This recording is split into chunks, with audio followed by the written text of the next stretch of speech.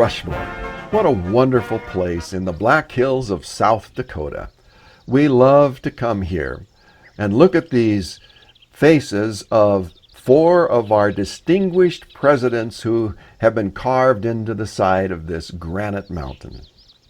I'm doing a series on each one of these presidents, and today is the second one. The first one was done on Theodore Roosevelt, and today we're going to be looking at Abraham Lincoln. And I'm talking about the faith of these individuals. Now, Lincoln said a lot of things. We could spend hours, literally hours, talking about all the wonderful things that Abraham Lincoln said and showing what a wonderful person that he was. But these are short videos, so we're going to keep it that way. We're going to get right to the point. And to get there, I want to share with you something Theodore Roosevelt said about President Lincoln. He said, "If ever there lived a president who during his term of service needed all the consolation and strength that he could draw from the unseen power above him, it was President Lincoln. Sad, patient, mighty Lincoln, who worked and suffered for the people, and when he had lived for them at good end, gave up his life." If there ever was a man who practically applied what was taught in our churches, it was Abraham Lincoln. Obviously, Theodore Roosevelt had a great respect for Abraham Lincoln, as well we all should. Lincoln was the president, of course, during our Civil War, a time of Civil War, and he suffered a lot in his thinking and in all that he tried to do because of the conflict that was taking place between Americans fighting Americans. People were praying to the same God on both sides for victory. And that really bothered President Lincoln. One time he heard somebody remark that the Lord was on the Union side. And immediately Lincoln answered, "I'm not all concerned about that, for I know that the Lord is always on the side of the right. But it is my constant anxiety and prayer that I and this nation should be on the Lord's side." Wow. Great words. He struggled all his life during that time with this problem between the states. He wrote many wonderful things in his inaugural addresses and talks that he made. And of course, one of his most famous of all speeches was the speech that he gave after that horrible Battle of Gettysburg. And he gave what's known as the Gettysburg Address. Many young people in school memorized this. I know I did. And in the Gettysburg Address, he refers to our nation being under God. And he believed that all of his life. He had a great respect for the Bible.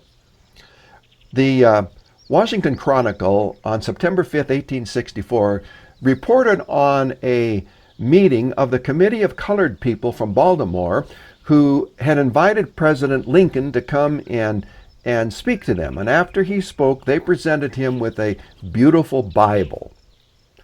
And here's what President Lincoln told them. "In regard to this great book, I have but to say I believe the Bible is the best gift God has given to man. All the good Savior gave to the world was communicated through this book.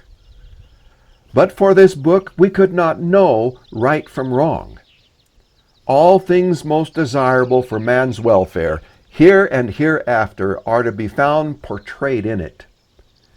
To you I return my most sincere thanks for the elegant copy of the great book of God which you present." Yes, he had a great regard for the Bible. And I especially liked what he said about, "But for this book we would not know right from wrong." It's interesting, too, that biblical illustrations are interwoven into President Lincoln's speeches. In 1865, just before Lee's surrender and President Lincoln began his second term, he was visiting with State Senator James Scoville, who was a senator from New Jersey.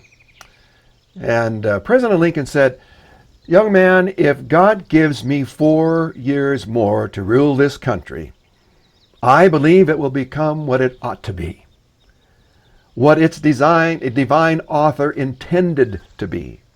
No longer one vast plantation for breeding human beings for the purpose of lust and bondage, but it will become a new valley of Jehoshaphat, where all the nations on earth will assemble together under one flag, worshiping a common God, and they will celebrate the resurrection of human freedom." Wow. Well, we all know that President Lincoln was assassinated April 14th, 1865. He went to a theater, Ford's Theater, with his wife, Mary Todd Lincoln, and she recalled his last words. He said he wanted to visit the Holy Land and see those places followed by the footprints of the Savior. He was saying there was no city he so much desired to see as Jerusalem. And with the words half spoken on his tongue, the bullet of the assassin entered the brain, and the soul of the great and good president was carried by the angels to the new Jerusalem above. Inspiration from the presidents of Mount Rushmore.